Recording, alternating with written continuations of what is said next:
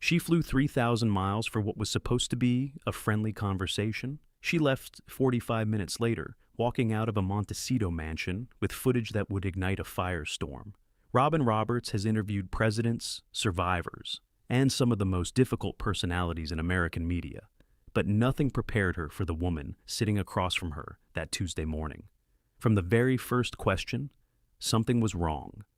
From the very first answer, the walls went up. And by the time the camera stopped rolling, one of America's most beloved journalists had done something she'd never done in 30 years of broadcasting. She ended an interview early, looked her subject in the eye, and said the words no one had ever dared to say to Meghan Markle's face. What happened inside that perfectly staged living room wasn't just an interview gone wrong. It was the moment the mask finally slipped. Before we dive into this incredible story, make sure you hit that subscribe button and smash that like. Now, let's get into what really happened in that Montecito living room. Robin Roberts had been doing this for over 30 years. She'd interviewed world leaders and grieving families, survivors and celebrities, people at their highest moments and their lowest. She'd built her reputation on warmth, empathy, and the ability to make anyone feel comfortable enough to share their truth. But she'd also built it on something else, the willingness to ask hard questions when they needed asking. As she settled into her chair and watched the camera crew make final adjustments, Robin studied the woman across from her. Meghan Markle sat with perfect posture. Everything about her presentation said, "I'm happy to be here." Everything except her eyes. "We're rolling," the director announced quietly. Robin smiled her trademark warm smile. "Meghan, thank you so much for inviting us into your beautiful home. I know how much you value your privacy. So, this really means a lot." Meghan's smile was immediate and practiced. "Thank you for coming all this way, Robin. I've always admired your work." It was a pleasant enough start. Robin consulted her notes briefly, more for show than necessity. She'd memorized every question days ago. "So, you've been busy. The foundation work, the podcast, various business ventures. Tell me about what's been driving you lately." Meghan tilted her head in a way that somehow managed to convey that the question was beneath her. "Well, Robin, I think busy is a relative term.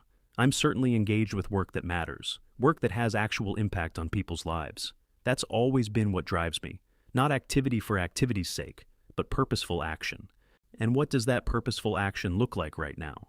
It looks like a lot of things. Initiatives around women's empowerment, children's literacy, mental health awareness, the kind of substantive work that doesn't always make headlines, but genuinely changes lives." Robin nodded encouragingly. "Can you tell us about a specific program or initiative that you're particularly excited about?" Something flickered across Meghan's face, a flash of irritation perhaps, quickly suppressed. "I'm excited about all of it. Asking me to single out one thing feels very reductive, like you want a soundbite rather than an actual understanding of the breadth of our work." Robin's eyebrows rose slightly. "I wasn't looking for a soundbite.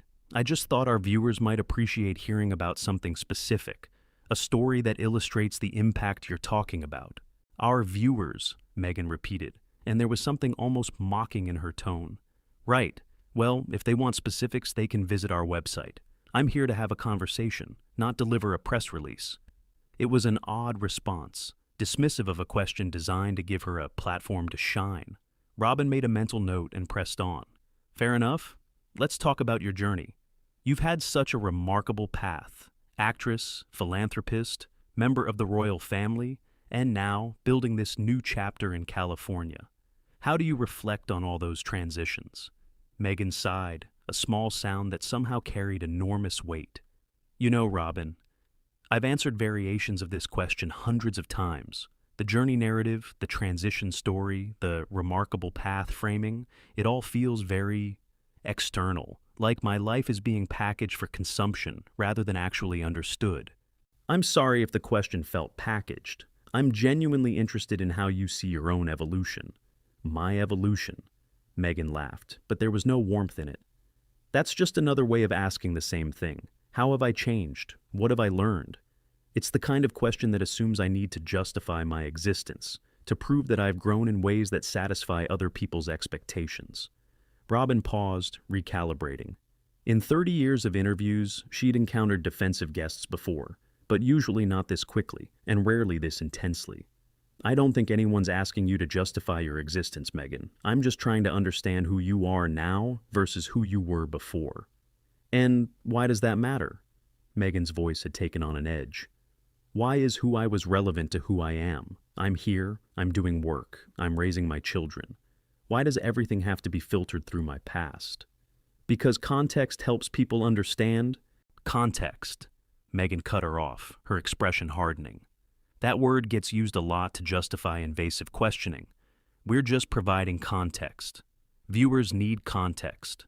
What it really means is, we want to keep defining you by things that happened years ago rather than engaging with who you are today.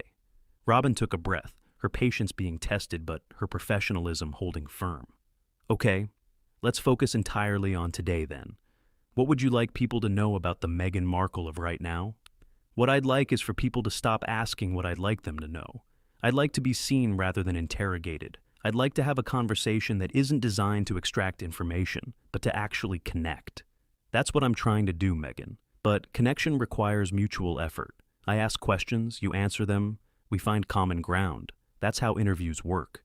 Meghan's smile returned, but it was sharp now, almost predatory. Is that how they work? Because from my experience, what actually happens is that I answer questions. Those answers get edited and reframed, and then I spend weeks correcting misrepresentations. So, forgive me if I'm a bit cautious about the mutual effort framing. Robin felt something shift inside her, the first stirrings of genuine frustration. She'd been nothing but respectful, nothing but professional, and she was being treated like an adversary. I understand you've had difficult experiences with media, Robin said carefully. Many public figures have, but I've spent my entire career trying to conduct fair, honest interviews. I'm not here to trap you or misrepresent you. I'm here because I was genuinely interested in talking to you. Were you? Or were you interested in the ratings that come with talking to me? Because those are different things, Robin. The accusation was direct and personal. Robin's expression flickered, hurt perhaps, or surprise at the boldness of the attack. I don't think you know me well enough to question my motives, Robin replied, her voice steady but cooler now. I know the industry. The motives are built into the structure. Then why agree to this interview at all? If you believe everyone in media has ulterior motives, why invite me into your home? Meghan paused, seeming to consider whether to continue the confrontation or step back. She chose a middle path, answering the question while maintaining her defensive posture. Because sometimes you have to engage with systems you don't fully trust, because silence gets interpreted as guilt or weakness, because no matter what I do, I'll be covered and commented on, so I might as well have some input into the narrative. So this is about controlling the narrative. This is about not ceding the narrative to people who've proven they don't have my best interests at heart. And you've decided I'm one of those people? Based on what exactly? Meghan's eyes narrowed slightly.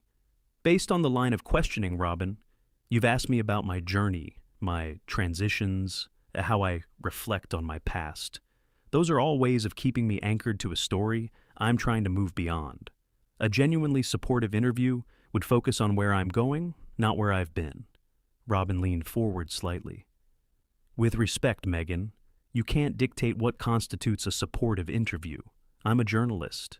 My job is to ask questions that illuminate who you are, and that includes your past, because it's shaped who you've become. I'm not trying to dictate anything. I'm expressing disappointment that even now, even here, the focus is on the things I'm trying to leave behind rather than the work I'm trying to do. Then let's talk about the work. Tell me about a specific project you're currently engaged with. Something concrete that you can point to and say, this is what I'm building? Meghan waved her hand dismissively. I've already said I'm not going to give you a soundbite program to feature. The work is comprehensive. It's ongoing. It doesn't reduce to a single initiative that can be wrapped up in a 30-second segment. I'm not asking for 30 seconds. I'm giving you as much time as you need to explain what you're doing.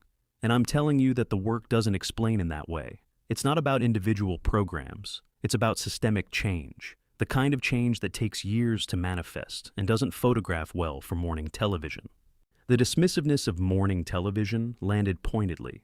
Robin had helped build Good Morning America into a journalistic institution, had covered wars and natural disasters and historic moments alongside the lighter fare. Being reduced to morning television by someone who had starred in a cable legal drama was more than she was willing to accept quietly. Good Morning America has covered every major news story of the last 4 decades, Robin said, her voice carrying a new edge. We've done in-depth investigations, award-winning documentaries, and yes, also celebrity interviews. I don't think we need to apologize for our range. I wasn't asking you to apologize. I was making an observation about format constraints. It sounded more like condescension. Meghan's eyebrows rose. I'm sorry you heard it that way. The non-apology was obvious to everyone in the room.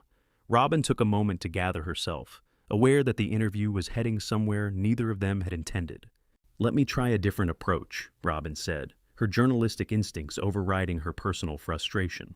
You mentioned wanting to focus on where you're going rather than where you've been. So tell me, where are you going? What does the next chapter of Meghan Markle's life look like? Meghan seemed to soften slightly at the reframed question. The next chapter is about building something sustainable, something that outlasts the headlines and the news cycles. I want to create structures that help people, particularly women and children, long after anyone remembers my name. That's beautiful. Can you tell me more about those structures? They're still taking shape. I don't want to announce things before they're fully formed. That's how things get distorted. You share an idea, it gets covered speculatively, and suddenly you're being held accountable for something that was never a concrete plan. So there's nothing you can share about what you're actually doing? I'm sharing the vision, the philosophy. That should be enough. For some viewers, it might be. Others might want to know specifics. What are you actually building? Who's involved? What's the timeline? What's the impact? Meghan's expression hardened again. And those viewers can wait until we're ready to share specifics. I'm not going to have my plans scrutinized and criticized before they've even been implemented. But you're asking people to support your work without knowing what that work is. Doesn't that require a certain leap of faith that might be easier if you were more transparent? Transparent? Meghan laughed, but it was bitter. That's a word that gets weaponized against me constantly. I'm supposed to be transparent about everything. My finances, my family, my plans, my feelings, while everyone else gets to operate privately. It's a double standard, Robin, and I'm tired of playing along with it. I don't think asking about your charitable work constitutes a double standard. Most public figures who do philanthropic work are happy to discuss it. Most public figures haven't had every word they've ever said dissected and distorted by a hostile press. The American press has been largely sympathetic to you, hasn't it? Oprah, Ellen, major magazine profiles. Most of the coverage here has been favorable. Something dangerous flashed in Meghan's eyes. Largely sympathetic isn't the same as accurate, and favorable coverage that's based on incomplete information is just a different kind of distortion. Then help me complete the information. That's why I'm here. Tell me things you haven't told other outlets. Give me the full picture. The full picture can't be conveyed in an interview, Robin. It's too complex, too nuanced. Every time I try to explain something fully, it gets reduced to headlines and hot takes. So your solution is to explain nothing? My solution is to be selective about what I share and with whom I share it. And yet, you agreed to this interview. You invited cameras into your home. You're choosing to engage with media right now, this moment. If you don't trust the process, why participate? The question seemed to strike a nerve. Meghan's composure cracked slightly, just enough for Robin to glimpse something underneath the polished surface. Because I don't have a choice, Meghan said, her voice dropping to something quieter, almost vulnerable. Because silence is interpreted as hiding. Because every time I step back from public life, the narrative gets filled in by people who weren't there and don't know what happened. I have to keep showing up, keep explaining myself, keep defending my existence, even when it's exhausting, even when I know it won't make a difference. Robin felt a flash of genuine sympathy. There was real pain in those words, real frustration, but sympathy didn't negate the fact that Meghan had been combative and dismissive throughout the interview. I hear that exhaustion, Robin said gently. I really do. Public life is hard. Constant scrutiny is hard. But Meghan, and I say this with genuine care, the way you've engaged with me this morning isn't going to help your situation. I came here ready to give you a fair platform to let you share your story on your own terms. And you've treated every question like an attack. Meghan's walls went back up instantly. Because they have been attacks. Just because they're phrased politely doesn't mean they're not hostile. Asking about your charitable work is hostile. Asking about your vision for the future is hostile. Meghan, I've spent the last 20 minutes trying to give you opportunities to shine, and you've rejected every single one. Maybe I don't want opportunities that come with strings attached. What strings? I've asked basic questions that any journalist would ask. I haven't brought up tabloid rumors. I haven't mentioned your family conflicts. I haven't asked about Harry? Meghan cut in sharply. Go ahead. I know that's what this is really about. Every interviewer eventually gets there. How's Harry? How's the marriage? Are the rumors true? Just ask, Robin. Get it over with. Robin paused, studying Meghan carefully. I wasn't going to ask about Harry. That's not what this interview was designed to be. But you want to. I can see it in your notes. I can see the questions you're dying to ask, but holding back because, I'll shut them down. You can't see my notes, Meghan, and I don't have questions about Harry prepared because your team specifically requested that topic be off limits. I respected that request. Did you? Or did you just save them for when the cameras were rolling, hoping I'd slip up and give you something you could use? The accusation was paranoid, ungrounded, and deeply unfair. Robin felt something shift inside her, the final remnants of her patience evaporating. I have conducted thousands of interviews in my career. I have talked to people in their darkest moments and their brightest. I have never tried to trick or trap a guest. The fact that you would accuse me of that, sitting in your own home where I came at your invitation, tells me something important about how you see the world. And what's that? That you've decided everyone is your enemy. That no matter what anyone does or says, you'll interpret it as hostility. That you've built such strong walls around yourself that genuine connection has become impossible. Meghan stared at her, something unreadable in her expression. That's quite a psychological assessment from someone who's known me for 45 minutes. I'm not assessing you psychologically. I'm describing what I've observed in our conversation. You've been defensive, dismissive, and accusatory from the moment we started. I've been nothing but professional and respectful. And somehow, I'm the villain in your narrative. I never said you were a villain. You've implied it with every response, every sigh, every eye roll when I ask something you don't like. You've treated me like an obstacle rather than an interviewer, like someone you have to get through rather than someone you might actually talk to.